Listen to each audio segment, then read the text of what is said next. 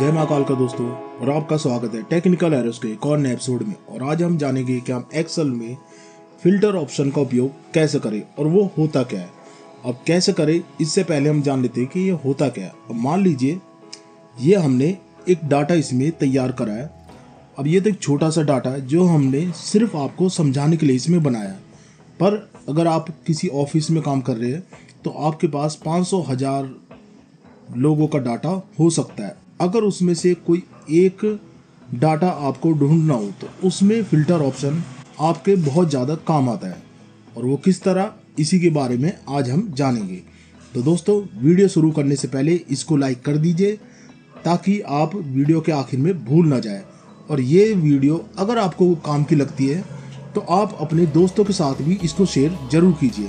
और दोस्तों, मेरे पीछे जो भौंकरे हैं उन पे ध्यान मत दीजिए क्योंकि उनको मैं नहीं रोक सकता हूँ। ठीक, तो अब ये एक डाटा है, इसमें इसको हम सेलेक्ट कर लेंगे और इधर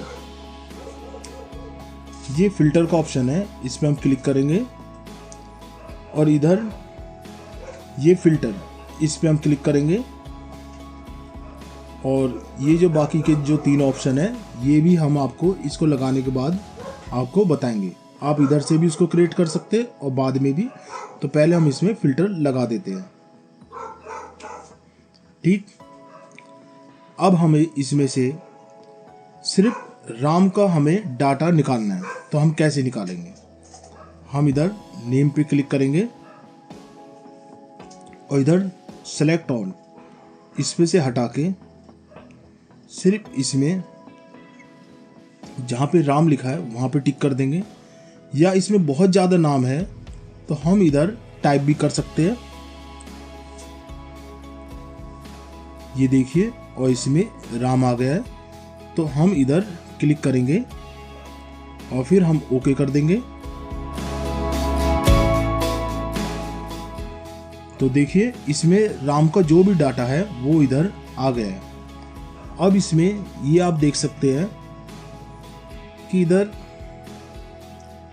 ये जो पॉइंट बने हुए हैं ये अलग है और इधर जो हमने फिल्टर अभी अप्लाई कर दिया है इसका निशान कुछ अलग है। तो इससे हमें पता लग सकता है कि हमने ये फिल्टर ऑप्शन कहाँ पे इस समय एक्टिवेट कर रखा है। तो अगर हमें वहाँ से हटाना है तो हम इधर क्लिक करेंगे और क्लियर फिल्टर नेम, इस पर क्लिक कर देंगे या फिर सेलेक्ट ऑल, इस पर क्लिक करके हम इधर से भी ओके कर देंगे। तो वापस ये नॉर्मल हो जाएगा। इसी तरह से हम प्रोडक्ट में भी कर सकते हैं। प्रोडक्ट में भी हम अगर इधर सिर्फ ये हटा के और इधर बिस्किट और मिल्क, इन पे हम सेलेक्ट करते हैं तो देखिए जहाँ पर भी बिस्किट और मिल्क का ऑप्शन है सिर्फ वही डाटा इसमें निकल गया है। अब इसमें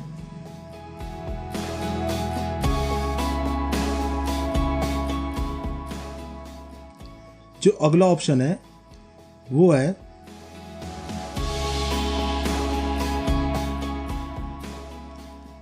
इसमें ये शॉर्ट A to Z और शॉर्ट Z to A। तो जैसे आपने फ़ॉन्ट डायरी में देखा होगा कि कोई भी आप जब नाम उसमें ऐड करते हैं फ़ॉन्ट डायरी में तो वो A से शुरू होकर Z तक के सीरीज़ में अपने आप ही लग जाते हैं। तो जिसका पहले A पे आ रखा होगा नाम या B पे, तो उसी श्रृंखला में लग जाते हैं। या फिर आप उल्टे तौर पे इसमें लगाना चाहते हैं तो वो भी आप इधर से लगा सकते हैं। ठीक, तो ये तो सिर्फ इतना है। अब अगला ऑप्शन है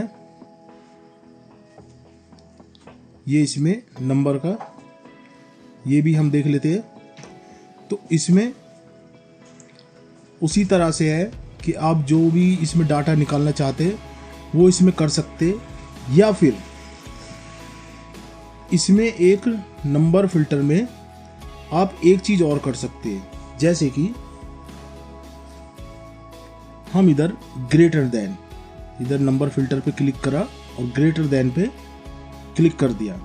अब इधर से हम इसमें इधर क्लिक करते हैं और हम चाहते हैं 100 से ऊपर का जो डाटा है वो ही दिखाई दे और इसमें हम लेस देन में कर देते हैं।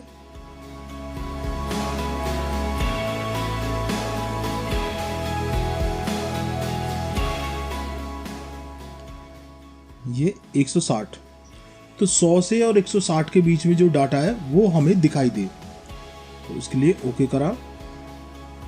और ये आप देख सकते हैं 100 और 160 के बीच में जो भी डाटा है वो इसमें दिखाई दे रहा है। तो इस तरह से आप कस्टम इसमें फिल्टर भी लगा सकते हैं, ना कि जो ऑप्शन दे रखे हैं सिर्फ उतना ही।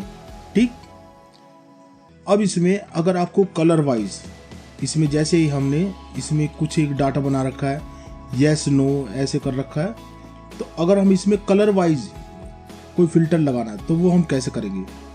तो उसके लिए फिल्टर बाय कलर, तो क्योंकि यहाँ पे कलर हमने अलग सेट कर रखे इसलिए यहाँ पे कलर का ऑप्शन आया, पर दूसरी जगह पे आप देखोगे वहाँ पे कलर का ऑप्शन शो नहीं हो रहा। तो इधर हमने क्लिक करा और फिल्टर बाय कलर, तो इसमें फिल्टर बाय सेल कलर आपको चूज करना है या फिर आपको फिल्टर बाय फॉन्ट कलर। तो हम सेल कलर इसमें चूज कर लेते हैं। तो इधर हमने ये चूज करा, तो ये देखिए यस पे जितना भी डाटा है वो इसमें अपने आप सेलेक्ट हो गया है। ठीक, और इधर से हमने क्लियर फिल्टर कर दिया और ये नॉर्मल हो गया।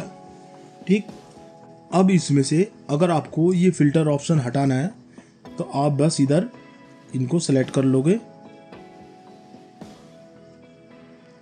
और इधर